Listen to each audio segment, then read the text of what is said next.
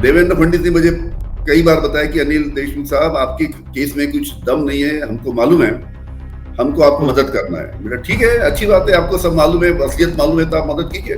Seal envelope देते हुए कहा कि देवेंद्र फडणवीस साहब ने इसमें जो लिखा है उसके बारे में आपको एफिडेविट करके मांगा है।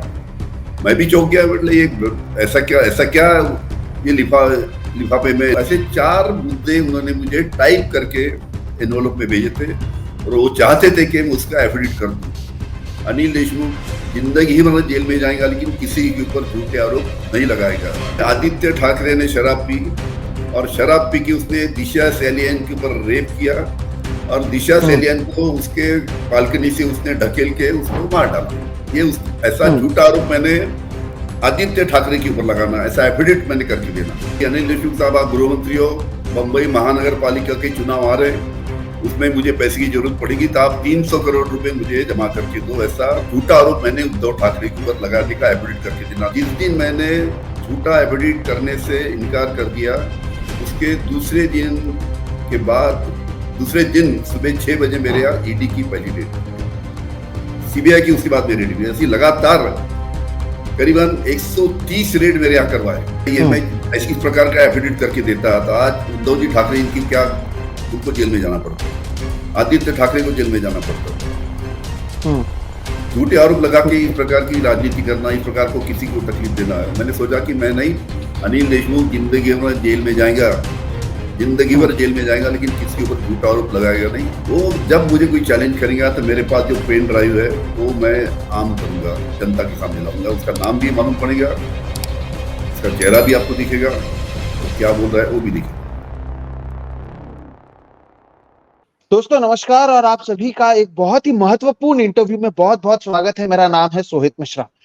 जब से हम महाराष्ट्र पर लगातार बातचीत करते आए हैं, हमने आपको बताया कि किस तरह से एक कोशिश बार बार की जा रही थी कि जो 2019 में महाविकास आघाड़ी की सरकार बनी थी, उसे किसी भी तरह से तोड़ा जाए और भारतीय जनता पार्टी एक बार फिर से सत्ता में लौटे।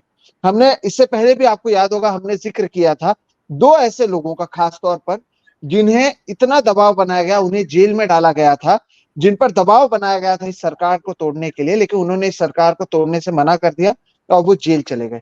एक नाम जिनके बारे में हमने पहले चर्चा की थी वो थे संजय राउत।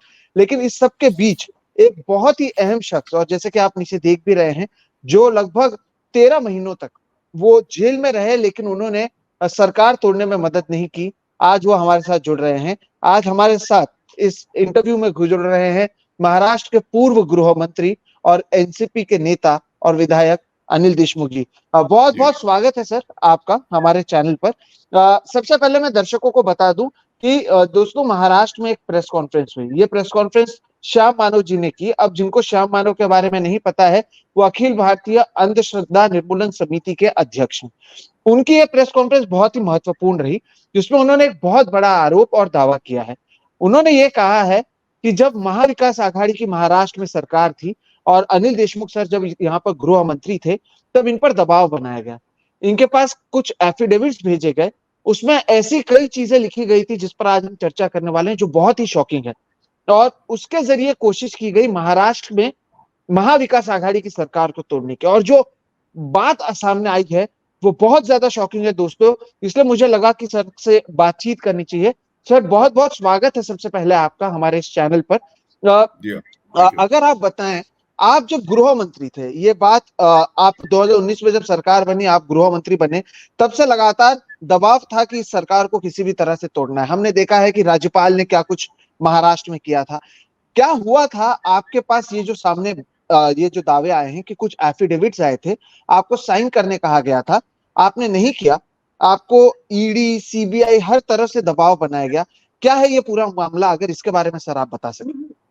थोड़ी शुरुआत में थोड़े दूसरे करूं जरा, पहले वो मुद्दे पे जी आपने बिल्कुल बिल्कुल सर। मैं आता हूं कि जब मैं गृह मंत्री था 3 साल पहले, उस वक्त उद्धव जी ठाकरे महाराष्ट्र के मुख्यमंत्री थे, अजीत पवार महाराष्ट्र के उप मुख्यमंत्री थे और मैं गृह मंत्री था। उस वक्त मुकेश जी अंबानी, जो बहुत बड़े इंडस्ट्रियलिस्ट है, उनके घर के सामने एक स्कॉर्पियो गाड़ी में बम रखा गया जी। और बम रखा गया। उसके बाद में उसकी इंक्वायरी चालू की। कुछ दिन बाद पता चला कि जो बम जो गाड़ी में रखा गया था, उसका जो स्कॉर्पियो गाड़ी का जो मालिक था उसकी हत्या हो गई, उसका मर्डर हो गया। उसकी जी। हमने पूरी इंक्वायरी किया और इंक्वायरी करने के बाद 10-15 दिन के बाद मालूम पड़ा हमको कि वो पूरे बम रखने के मामले में मुकेश अंबानी जी के घर के सामने, और वो मनसुख हिरेन जो गाड़ी का मालिक था उसकी हत्या के मामले में वहां के मुंबई के जो पुलिस कमिश्नर थे परमवीर सिंह और जी। उनके साथी सचिन वझे एपीआई, और उनके और 4-5 जो एपीआई लोग थे, ऐसे 5-6 लोगों ने मिलकर ये साजिश की थी। और ये जब बात मुझे गृह मंत्री करके मालूम पड़ी तो मैंने परमवीर सिंह को उसका तबादला किया एक साइड पोस्ट पे, उनको सस्पेंड किया हमने। उसी प्रकार सचिन वजे को भी सरकारी नौकरी से हमने निकाल दिया क्योंकि उन्होंने इतना बड़ा कांड किया था कि मुकेश अंबानी के घर के सामने बम रखना, वो स्कॉर्पियो गाड़ी के जो ड्राइवर था उसका मर्डर, ये सब इसमें दोनों इन्वॉल्व थे, परमवीर सिंह और सचिन वजे। जब मैंने परमवीर सिंह के ऊपर कार्रवाई किया तब परमवीर सिंह को हमारे विपक्ष के नेता भारतीय जनता पार्टी के देवेंद्र फडणवीस इन्होंने पकड़ा और उसने परमवीर को देवेंद्र फडणवीस ने बताया कि तुम्हारे ऊपर अन्याय हुआ है, तुम अनिल देशमुख के ऊपर आरोप लगाओ। देवेंद्र फडणवीस के कहने के ऊपर परमवीर सिंह जो पुलिस कमिश्नर थे पहले के मुंबई के, उन्होंने मेरे ऊपर 100 करोड़ का आरोप लगाया। उसकी इंक्वायरी चालू हुई, सब हुई। बाद में जब मामला कोर्ट में गया, ईडी ने चार्जशीट दाखिल की, मेरे ऊपर 100 करोड़ का आरोप लगाया था। और जब ईडी ने चार्जशीट कोर्ट में दाखिल किया तब वो मामला आ गया 100 करोड़ से लेके नीचे 1 करोड़ 70 लाख तक। मेरे ऊपर सिर्फ 1 करोड़ 70 लाख की चार्जशीट दायर की गई। हाईकोर्ट में मामला चला, जस्टिस चांदीवाल साहब के सामने मामला चला, और ये पूरा 5-6 महीने में पूरी इंक्वायरी की रिपोर्ट वहां उनके पास पहुंचने के बाद में जस्टिस चांदीवाल ने वहां पे परमवीर सिंह को बुलाया कि बस आप आइए और आपका बयान दीजिए। जिन्होंने मेरे ऊपर आरोप किया था परमवीर सिंह, वो कोर्ट में आने को तैयार नहीं। उनको 6 समन भेजे गए और 6 समन भेजने के बाद में आए नहीं तो उनको पकड़ वारंट निकाला गया, वो परदेश भाग गए, लेकिन कोर्ट में हाजिर नहीं हुए। मेरे को जो वहां पे कोर्ट ने बताया पूरा मामले की तफ्तीश करने के बाद में, इंक्वायरी करने के बाद में, कि अनिल देशमुख के मामले में कोई भी तथ्य नहीं है, अनिल देशमुख के मामले में कोई भी सबूत नहीं है, और हियर से के ऊपर अनिल देशमुख के ऊपर आरोप किए गए, ऐसा कोर्ट ने बताया। जस्टिस चांदीवाल ने मुझे क्लीन चिट दिया जी। लेकिन उस दौरान 3 साल के पहले जब मेरे ऊपर ईडी लगी थी, सीबीआई लगी थी, उस टाइम देवेंद्र फडणवीस जो भारतीय जनता पार्टी के महाराष्ट्र के बड़े नेता है, उन्होंने एक आदमी मेरे तरफ भेजा। वो आदमी ने मेरी देवेंद्र फडणवीस से बात कर दी। वो आदमी 4-5 बार मेरे पास आया और देवेंद्र फडणवीस से हमेशा मेरी फोन से, उसके फोन से मेरी बातचीत कर देता था। देवेंद्र फडणवीस ने मुझे कई बार बताया कि अनिल देशमुख साहब, आपके केस में कुछ दम नहीं है, हमको मालूम है, हमको आपको मदद करना है। मेरा ठीक है, अच्छी बात है, आपको सब मालूम है, असलियत मालूम है तो आप मदद कीजिए। फिर एक दिन जब वो आदमी उनका आया और देवेंद्र फडणवीस से उसने मेरी बात करवा दी। देवेंद्र फडणवीस ने उस टाइम मुझे बताया कि मैं कुछ कागजात भेज रहा हूं, आप जरा देख लीजिए। वो आदमी दूसरे दिन मेरे पास एक सील्ड एनवलप लेके आया और सील्ड एनवलप लाने के बाद में मेरे सरकारी निवास स्थान पे वो आया और वहां पे उसने मेरे हाथ में वो सील्ड एनवलप देते हुए कहा कि देवेंद्र फडणवीस साहब ने इसमें जो लिखा है उसके बारे में आपको एफिडेविट करके मांगा है। मैं भी चौंक गया, मतलब ये ऐसा क्या ये लिफाफे में, एनवलप में, किसका मैं एफिडेविट करके देना है। मैंने एनवलप को जब फोड़ा और उसमें जब पढ़ा तो उसमें 4 मुद्दे थे कि 4 पॉइंट के ऊपर मुझे एज ए अनिल देशमुख गृह मंत्री करके एफिडेविट करके देना था। पहला मुद्दा ऐसा था कि उद्धव ठाकरे जी के ऊपर मुझे झूठा इल्जाम लगा कि उसका एफिडेविट करके देना था। वो नंबर 1 कि उद्धव ठाकरे ने मुझे उनके सरकारी निवास स्थान पर एज ए गृह मंत्री बुलाया और मुझे कहा कि अनिल देशमुख साहब, आप गृह मंत्री हो, बंबई महानगर पालिका के चुनाव आ रहे हैं, उसमें मुझे पैसे की जरूरत पड़ेगी तो आप 300 करोड़ रुपए मुझे जमा करके दो। ऐसा झूठा आरोप मैंने उद्धव ठाकरे के ऊपर लगाने का एफिडेविट करके देना, नंबर 1। नंबर 2, उद्धव ठाकरे के जो बेटे हैं आदित्य ठाकरे, आपको मालूम है सुशांत सिंह जो फिल्म एक्टर थे, उसकी जो केस हुई थी, उसकी जो पीए दिशा सेलियन का जो केस हुआ था, उसके बारे में मुझे बोला गया कि आदित्य ठाकरे के ऊपर झूठा आरोप लगा, उसके ऊपर एफिडेविट आप करके दो कि आदित्य ठाकरे ने शराब पी और शराब पी के उसने दिशा सैलियन के ऊपर रेप किया और दिशा सैलियन को उसके बालकनी से उसने ढकेल के उसको मार डाला। ये ऐसा झूठा आरोप मैंने आदित्य ठाकरे के ऊपर लगाना, ऐसा एफिडेविट मैंने करके देना। तीसरा मुद्दा उन्होंने लगाया, उसका बड़ा वो शॉकिंग था कि उस टाइम हमारे जो डिप्टी सीएम थे 3 साल पहले, अजित पवार और उनके पुत्र पार्थ पवार, इनके ऊपर मुझे आरोप लगाने बोला कि ये दोनों ने मुझे, अजित पवार ने उनके दफ्तर में मुझे एज होम मिनिस्टर बुलाया और अजित पवार ने मुझे बोला कि तुम गृह मंत्री हो, पार्थ के जरिए अपने को गुटखा लॉबी से महाराष्ट्र में पैसा जमा करना है, तो आप गृह मंत्री के नाते पार्थ को पैसा जमा करने में मदद करो। ऐसा मैंने झूठा आरोप अजित पवार के ऊपर लगाया। इस प्रकार से चौथा आरोप अनिल पर, ऐसे 4 मुद्दे उन्होंने मुझे टाइप करके एनवलप में भेजे थे और वो चाहते थे कि मैं उसका एफिडेविट कर दूं। मैंने वो पढ़ा और पढ़ने के बाद में उसके आदमी को बोला कि देवेंद्र फडणवीस को फोन लगा, उसने फोन लगाया, तब मैंने देवेंद्र फडणवीस को बोला कि आपने जो 4 मुद्दे भेजे हैं वो मैंने पढ़ा हूं और यह उनको बताया कि मैं इसका एफिडेविट नहीं करके दूंगा। अनिल देशमुख जिंदगी ही मतलब जेल में जाएगा लेकिन किसी के ऊपर झूठे आरोप नहीं लगाएगा। और जिस दिन मैंने ये झूठे आरोप के बारे में एफिडेविट करने से इनकार कर दिया, उसके दूसरे दिन मेरा सुबह 6 बजे ईडी की पहली रेड हुई। मैंने जिस दिन, मैं फिर से दोहराता हूं, जिस दिन मैंने झूठा एफिडेविट करने से इनकार कर दिया, उसके दूसरे दिन सुबह 6 बजे मेरे यहाँ ईडी की पहली रेड हुई, सीबीआई की उसके बाद मेरी रेड हुई। ऐसी लगातार करीबन 130 रेड मेरे यहाँ करवाए। मेरे यहाँ मेरे परिवार जो थे, मेरे रिश्तेदार थे, हमारे दोस्त थे, हमारे कर्मचारी थे, ऐसे 130 रेड्स मेरे यहाँ करवाए, कुछ नहीं मिला। उसके बाद में उन्होंने मेरे ऊपर जो चार्जशीट दाखिल किया, मैं बताया आपको कि आरोप 100 करोड़ का, हाँ, और आप चार्जशीट दाखिल की 1,70,00,000 की। इस प्रकार का पूरा केस है। मतलब किस प्रकार की ओछी राजनीति देवेंद्र फडणवीस द्वारा की गई, इसका एक ही मतलब था कि कोई भी हालत से मैं एफिडेविट कर देता। 3 साल पहले उन्होंने बताया वैसा एफिडेविट करके उद्धव ठाकरे, आदित्य ठाकरे, अजित पवार, इनके ऊपर मैं आरोप लगाया रहता तो 3 साल पहले ही हमारी उद्धव ठाकरे की सरकार गिर जाती। उनका ये पहला प्रयास था हमारी महाविकास आघाड़ी की सरकार गिराने का, 3 साल पहले का। मैंने एफिडेविट करने से इनकार कर दिया करके 3 साल पहले हमारी सरकार नहीं गिरी। उसके बाद में उन्होंने दूसरा प्रयोग एकनाथ शिंदे के ऊपर किया, तीसरा प्रयोग अजित पवार के ऊपर किया। क्या नतीजा हुआ आपको तो उसका पता है। ये लेकिन बहुत महत्वपूर्ण और बहुत गंभीर आरोप है सर, और जो परमवीर सिंह का आपने जिक्र किया ये भी इसलिए महत्वपूर्ण है क्योंकि बतौर कमिश्नर एक आदमी आरोप लगाता है और देश जो राज्य का गृह मंत्री है उन्हें जेल जाना पड़ता है, और बाद में जिस कमिश्नर पर कई आरोप लगते हैं वो कई समय तक फरार रहता है और बाद में उसे कहीं ना कहीं प्रोटेक्शन दी जाती है। तो ये मामला बहुत पहले से चलते जा रहा है। जी सर। सोई जी, आप ख्याल रखिए, जिसने मेरे ऊपर आरोप लगाया, जब कोर्ट उसको बुलाता है, कोर्ट में आप आइए, आपके बयान लेना है, जिसने मेरे ऊपर आरोप लगाया उसमें कोर्ट में आना चाहिए।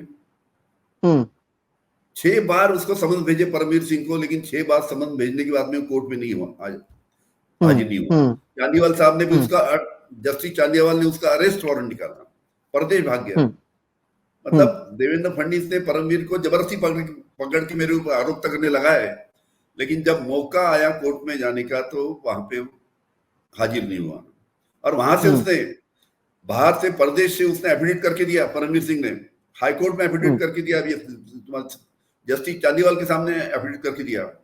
एफिडेविट में उन्होंने बोला, परमवीर सिंह ने, कि मैंने जो अनिल देशमुख के ऊपर आरोप किए इसका मेरे पास कोई सबूत नहीं।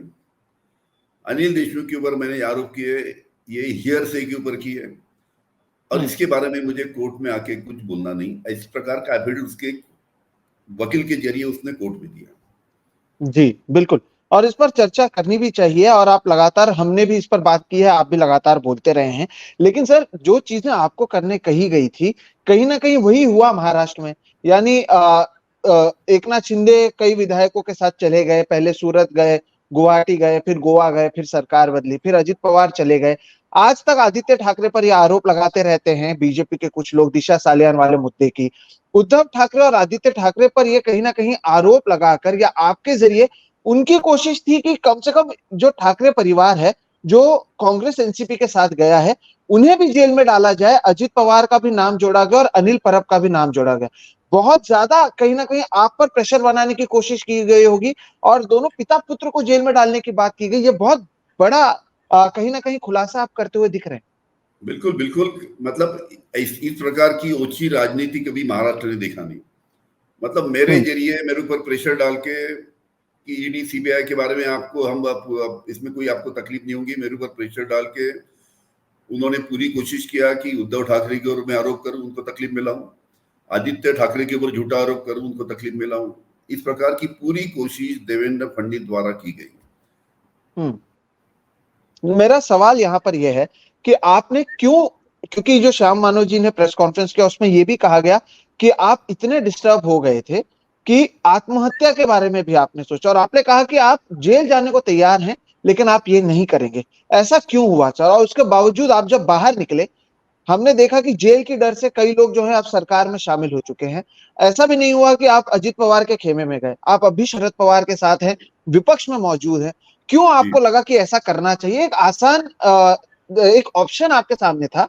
ना आप कभी जेल जाते, आप सरकार में भी रहते और शायद आपके ऊपर किसी भी प्रकार की, और आपने जिक्र नहीं किया लेकिन मैं लोगों को बता दूं कि जब ईडी और सीबीआई के रेड्स होते थे तो सर की 6 साल की जो पोती है उससे भी एक तरीके से उसके जरिए दबाव बनाने की कोशिश की गई, उसे भी चॉकलेट देकर दूसरे कमरे में ले जाकर पूछताछ करने की कोशिश की गई। तो आप सोचिए कितना प्रेशर था, लेकिन सर फिर भी आपने जेल जाना क्यों सही समझा और आपने क्यों साइन नहीं किया? इस पर भी मैं चाहता था कि अगर आप बात कर सकते। कैसा है, आपने जो जिक्र किया मेरी 6 साल की पोती का, सही बात है। जब एजेंसी के लोग मेरे बेटे के घर में गए तो मेरा बेटा और मेरी बहू बाहर गए थे। हमारी 6 साल की पोती वहां पे घर में थी, उनकी मेड वहां पे थी, और एक जो खाना बनाने वाली एक और जो थी खाना बनाने वाली औरत थी, वो वहां पे थी। एजेंसी के लोग जब वहां पे गए तो घर में कोई नहीं था, तो उन्होंने बोला कि सब बाहर गए। वो बेटी के लिए उन्होंने बाहर से एक आदमी से चॉकलेट बुलाया, एक लेडी कांस्टेबल ने उसको बाजू की रूम में ले जाके उसको चॉकलेट दे के उसकी 20-25 मिनट उससे पूछताछ किया। जब वो मेड ने हमारे बेटे को बताया तो बेटे ने उनसे बात किया कि भाई ये छोटी बच्ची को आप कैसे इंट्रोगेट कर सकते, किस प्रकार से पूछताछ कर सकते, तब उसको छोड़ा गया। मतलब छोटी 6 साल की मेरी पोती, उसको भी इन्होंने छोड़ा नहीं। इस प्रकार का प्रेशर उन्होंने मेरे ऊपर किया था। जी, फिर भी आपने साइन नहीं किया और आप अभी भी विपक्ष में हैं, क्यों सर? बिल्कुल ऐसा है, मैं इनके 3 साल पहले देवेंद्र फडणवीस के प्रेशर में आके एफिडेविट साइन करता और झूठे आरोप उद्धव ठाकरे के ऊपर, झूठे आरोप आदित्य ठाकरे के ऊपर लगाता, तो 3 साल पहले हमारी सरकार गिरती थी। मेरे को कुछ नहीं होता था, ना ईडी ना सीबीआई। मैं लगे तो इनके जैसे गए, एकनाथ शिंदे को सब जैसे गए वैसे में जा सकता था और आज मंत्री रहता। लेकिन मुझे ये किसी के ऊपर झूठा आरोप लगा के उनको फंसाना, ये मुझे मंजूर नहीं था। आज मुझे बताइए, मैं इस प्रकार का एफिडेविट करके देता था, आज उद्धव जी ठाकरे इनकी क्या, उनको जेल में जाना पड़ता था, आदित्य ठाकरे को जेल में जाना पड़ता था। झूठे आरोप लगा के इस प्रकार की राजनीति करना, इस प्रकार को किसी को तकलीफ देना। मैंने सोचा कि मैं नहीं, अनिल देशमुख जिंदगी भर जेल में जाएगा, जिंदगी भर जेल में जाएगा, लेकिन किसी के ऊपर झूठा आरोप लगाएगा नहीं। ऐसा मैंने इतला उसको भेजा, मैं खुद उनसे उसको बोला देवेंद्र फडणवीस को, मतलब ये झूठा काम अनिल देशमुख करेगा नहीं और किसी ऊपर झूठे आरोप लगाएगा नहीं। बिल्कुल। अब आप मुझे बताइए सर, एक सवाल मैं पूछना चाहता, क्यों जरूरी था, भारतीय जनता पार्टी क्यों चाहती थी कि ये सरकार किसी भी तरह से गिरे? आपसे कोशिश की गई दबाव बनाने की, आपने नहीं किया, लेकिन कुछ जो दूसरे लोग थे उन्होंने जरूर पार्टी को तोड़ा और वो सरकार बनाए। क्यों उन्हें ये पच नहीं रहा था कि महाराष्ट्र में महाविकास आघाड़ी की सरकार है और उसे किसी भी तरह से तोड़ना है? ऐसा है कि 2019 में जब माननीय शरद पवार साहब, माननीय उद्धव जी ठाकरे, कांग्रेस के नेता राहुल जी गांधी, इनके नेतृत्व में जब महाराष्ट्र में महाविकास आघाड़ी की जब सरकार आई, तब से ये बेचैन थे भारतीय जनता पार्टी के नेता, खास करके देवेंद्र फडणवीस। तब से उनका प्लानिंग चालू था कि किस प्रकार के सरकार को गिराया जाए। पहला प्रयास उन्होंने मेरे ऊपर, जो मैंने किस्सा बताया एफिडेविट का, उसके द्वारा किया। उन्होंने जो मेरे ऊपर जो मतलब जिन्होंने पूरा प्रयोग किया या मेरे ऊपर जिस प्रकार से एफिडेविट करने की बोला, जब मैं नहीं माना, मैं मानता उस टाइम, तो उसी टाइम सरकार गिर जाती। लेकिन उनकी पहली कोशिश वो नाकामयाब रही, उसको कामयाब नहीं होने दिया। मैंने इनकार कर दिया। फिर उन्होंने दूसरा प्रयास सरकार गिराने का एकनाथ शिंदे के ऊपर किया, तीसरा प्रयास अजित पवार के ऊपर किया। अब ये लोग, एकनाथ शिंदे और बाकी लोग जो है, वो किस डर से गए, इनको कौन सा डर था, उसके डर से गए, सब दुनिया को मालूम है। जी, अब आप मुझे एक सवाल सर ये था कि अब चुनाव आने वाले हैं अगले 3-4 महीने में।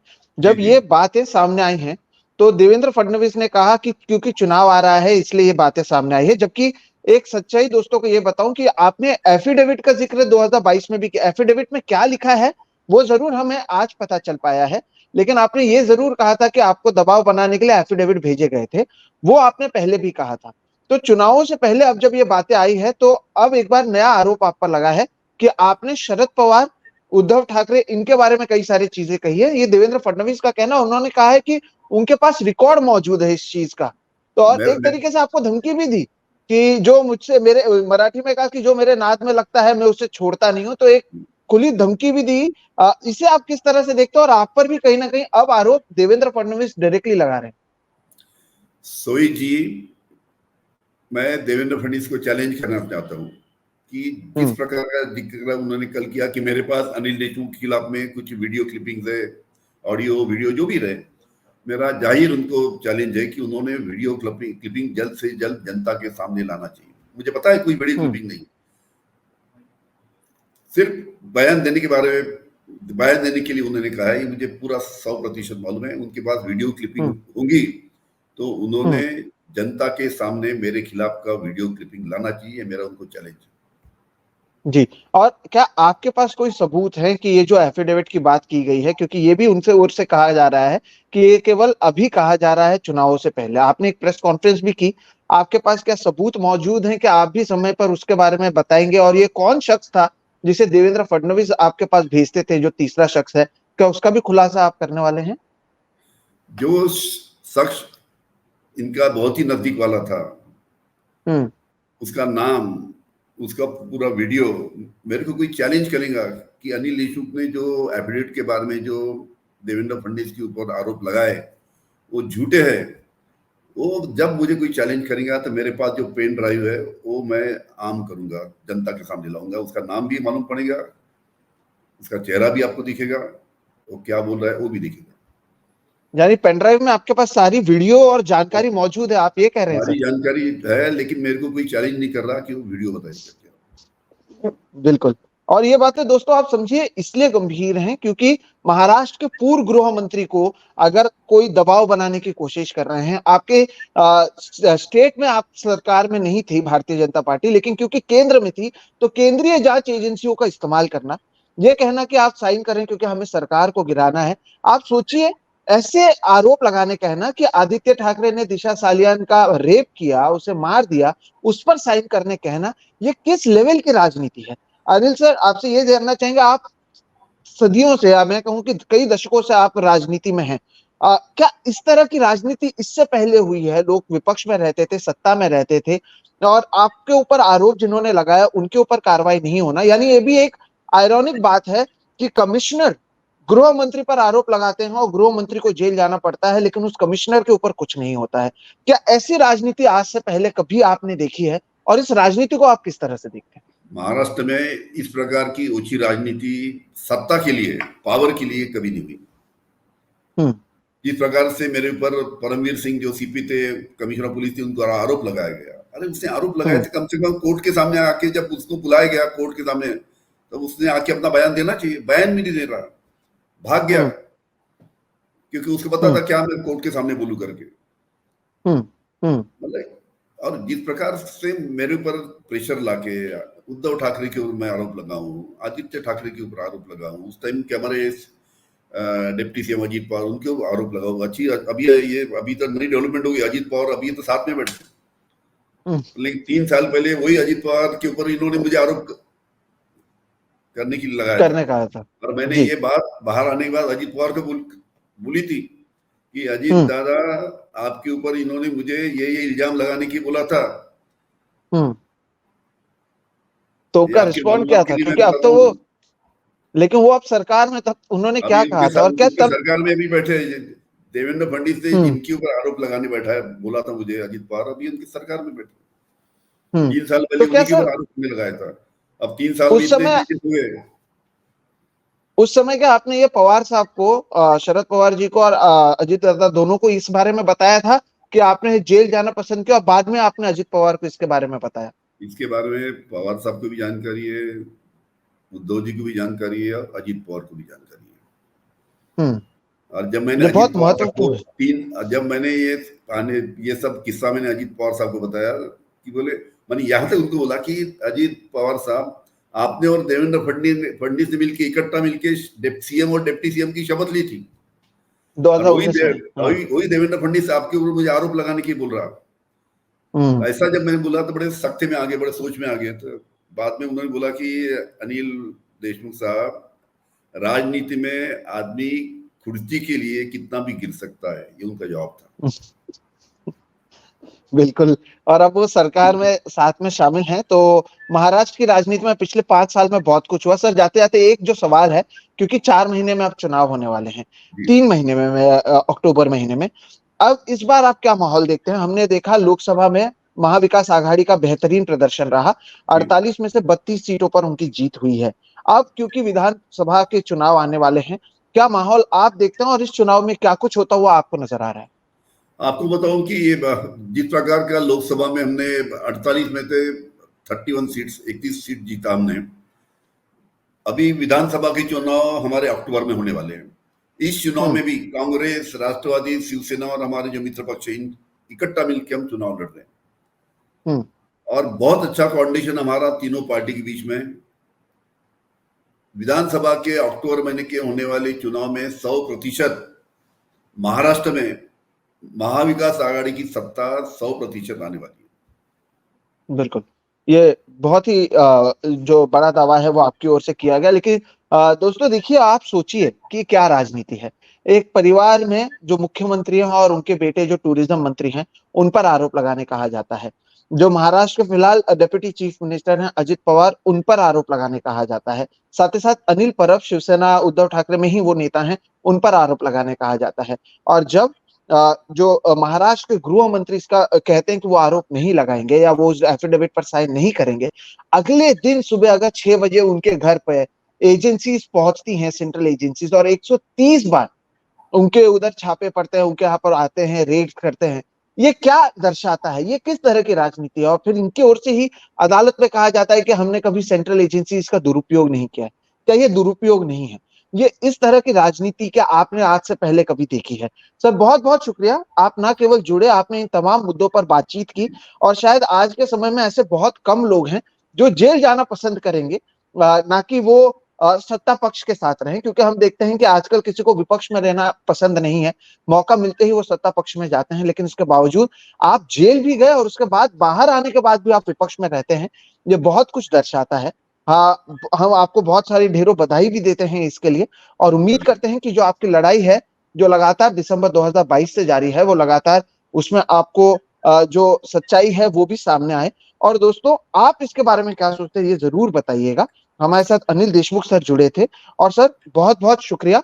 अगली बार मैं लोगों से वादा करता हूं कि जब आप मुंबई में होंगे, हम मिलकर भी कुछ आपसे बातचीत करेंगे उस समय की राजनीति के ऊपर, और वो भी लोगों के सामने लाएंगे। फिलहाल बिल्कुल इस वीडियो में आप हमारे साथ जुड़े, उसके लिए बहुत बहुत शुक्रिया सर। धन्यवाद।